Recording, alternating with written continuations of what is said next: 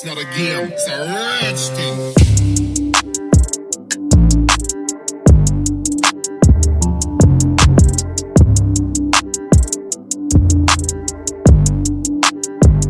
Olá, queridos plantoides, mais um episódio do Meu Sonho, essa planta, e o destaque da vez vai para a Alocasia zebrina.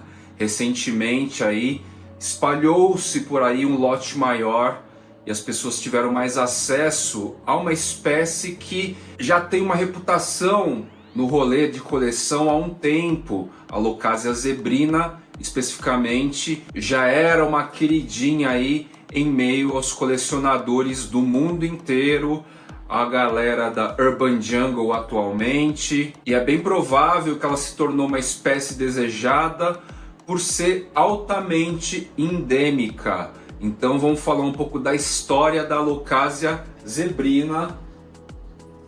Essa moça aqui, ó. Vamos primeiro à história e depois falamos sobre o cultivo. A Alocasia zebrina, ela foi descrita em 1863. Faz bastante tempo já, dependendo do ponto de vista aí. E ela foi encontrada em torno de 100 a 400 metros do nível do mar, apenas numa ilha da Filipinas, chamada Ilha Luzon. E as Alocasia espécies em hábitat original, normalmente elas se encontram em áreas sombreadas, sempre na Ásia, sempre nessa região da Indonésia, das Filipinas. É um gênero de arace que originalmente só dá lá, naquela região específica.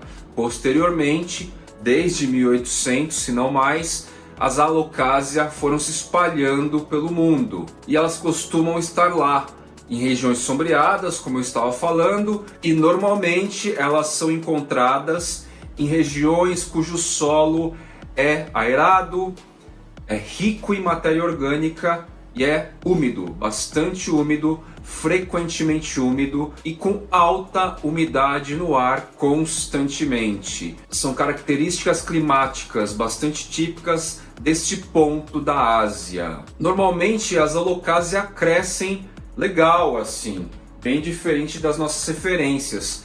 Esse é um indivíduo jovem, embora maiorzinho, só que assim, ele está a 1/3 do tamanho, ou metade talvez. Ele atinge em torno de 96 centímetros, 1 metro de pecíolo, certo?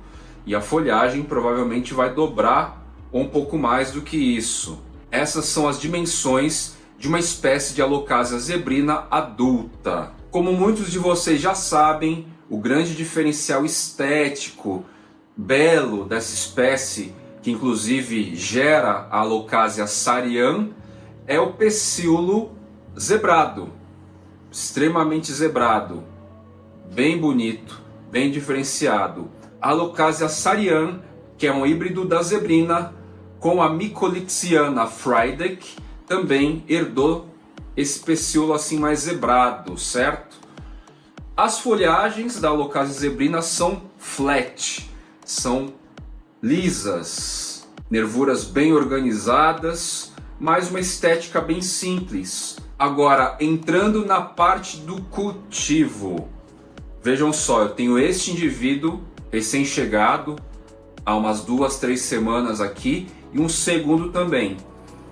O indivíduo neste porte suporta muito mais as condições climáticas de frio que estamos atingindo aqui em São Paulo. Já tivemos madrugadas de 5, 6 graus, 7 graus, e durante o dia aí as mínimas têm sido de 15, 16 graus, que é ok assim para um indivíduo já deste porte. Ainda é juvenil, a planta adulta, como falado, atinge 1 metro de pecíolo, 96 centímetros, mas uma mocinha deste porte aqui já se torna muito mais resistente às baixas climáticas. Então a gente vai notar aqui, ó, que uma nova lâmina foliar começa a surgir já nessas condições, já na área que eu deixei. E onde que eu deixei? No viveiro, que tem um sombrite próximo ao painel paredão, tomando chuva e um sol filtrado. Na verdade, bastante filtrado, porque pelo tamanho dela, ela acaba sendo bastante sombreada pelas folhagens maiores de Anthurium, de Philodendron. Ela está bem grudadinha ao painel paredão no meu esquema de banquinho. Então praticamente não bate raios solares filtrados que sejam diretamente nela. Não mexi no substrato, não troquei de vaso. A gente vai notar também uma outra característica das Alocasia. Trocar de vaso, se o habitat, se o clima não estiver muito perfeito, elas sentem mais. É um gênero que em geral sente mais a troca de vaso, a manipulação nas raízes. Numa condição de clima excelente, que você vá trocar de vaso, o estresse vai ser menor com certeza. Vocês puderam notar claramente neste episódio aqui sobre a estufa caseira caixa de umidade que alguns indivíduos pequenos eles sentiram muito mais, e isso é bastante expressivo. Indivíduos menores de Alocasia costumam sentir mais. Indivíduos mais estruturados, mais bem enraizados, mais assentados no vaso original, eles vão sentir muito menos, tá? O padrão de substrato que veio já da produtora é padrão aerado, fibroso, não se acumula muita água, tende a secar com mais velocidade e por ser fibroso, pedaçudo, mais pedaçudo, ele oferece condições para que haja mais passagem de oxigênio entre as raízes. As raízes respiram mais felizes. Todas as Alocasias são rizomatosas e tendem a liberar entre as raízes, tendem a formar os bulbílios, que são os carocinhos que até lembram pequenos grãos de bico e que posteriormente vão germinar e gerar outros indivíduos. Essa é a maneira mais adequada, mais eficiente, mais eficaz e possível até de você fazer propagação de Alocasia. Eu tenho certeza que neste vaso e naquele lá, na área que eles estão, área que eu sei que as Alocasia gostam bastante, não vai demorar muito, talvez antes mesmo de acabar o inverno, se não for muito rigoroso, vai começar a soltar filhotes aqui a partir desses bulbílios.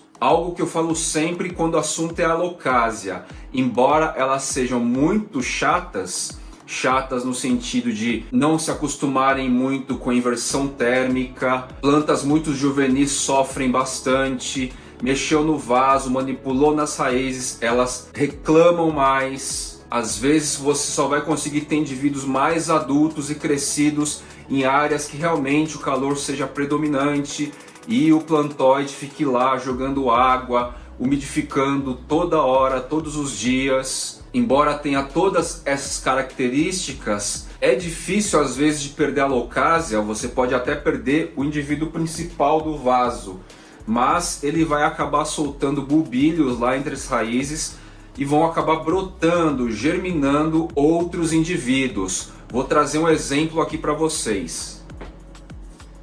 Este vaso aqui, ó, ficava aqui, onde está o Bernardo Pazzi, perto da luz artificial, perto do filtro da cozinha, como muitos de vocês conseguem imaginar, porque eu mostrei algumas vezes.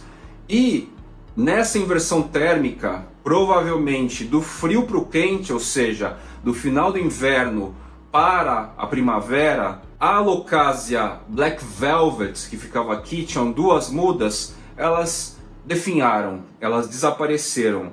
Rolou uma inflorescência divide bastante energia, no caso da Alocasia é bastante expressivo essa divisão, e aparentemente os indivíduos pereceram aqui. E aí o que eu fiz? Peguei esse vaso aqui, resolvi não desmontar, deixei num canto que eu tinha aqui sobrando, como se fosse possível ter canto sobrando, mas tem ainda. Mais de 3, 4 meses depois, enfim, muito tempo, eu cumprindo minha função de molhar as folhagens, de regar e tal, quando eu bato o olho aqui, uma mudinha nascendo a partir de um bulbílio que já existia aqui dentro, certo? Que ficou aqui, reservado, preservado, em dormência algum período aí, de repente ele resolveu germinar, acordar.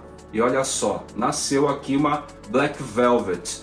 É muito comum, espalhado aqui na minha floresta, de ver despontar vez ou outra aí alocásias espalhadas por aí, de longiloba, de amazônica, que supostamente eu acabei apenas jogando aí e de alguma maneira ela resolveu ressuscitar. Então esse efeito fênix das alocásias são muito evidentes e acompanham bastante essa espécie.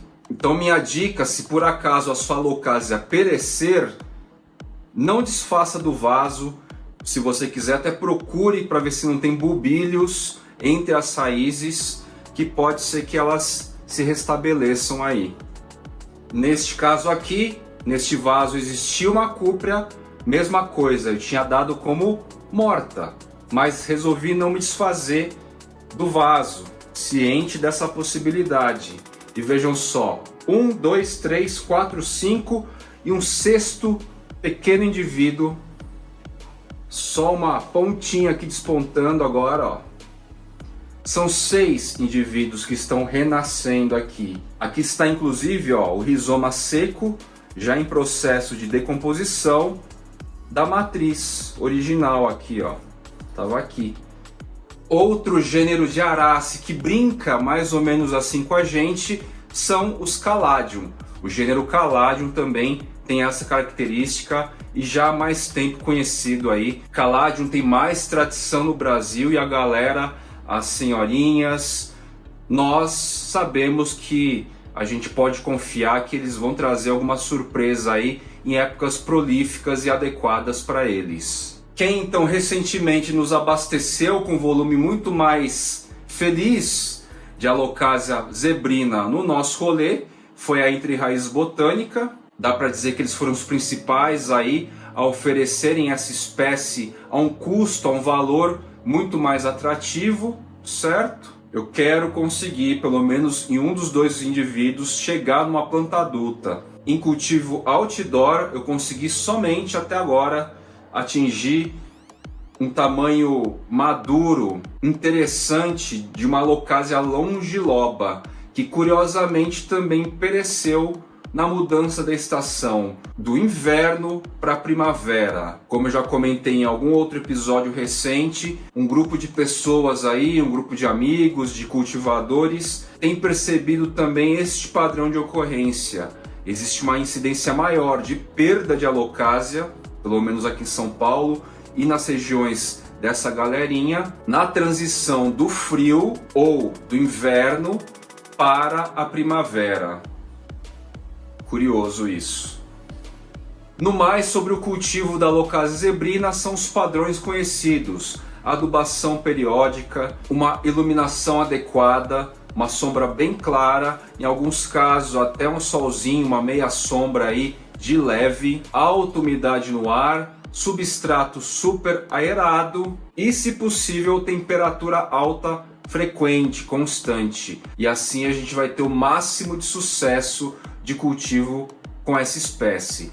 E para falar a verdade, quem já está acostumado com a Alocasia já sabe de todas essas intempéries, desses detalhes de cultivo, não se incomoda, não sofre, não liga e confia. Dá para ver aí que a expressão "a esperança é a última que morre" com as Alocasia costuma atender nossas expectativas, tá legal? Vou ficando por aqui, meus queridos plantoides, em mais um Meu Sonho Essa Planta com a beldade Alocasia zebrina. Valeu, queridos!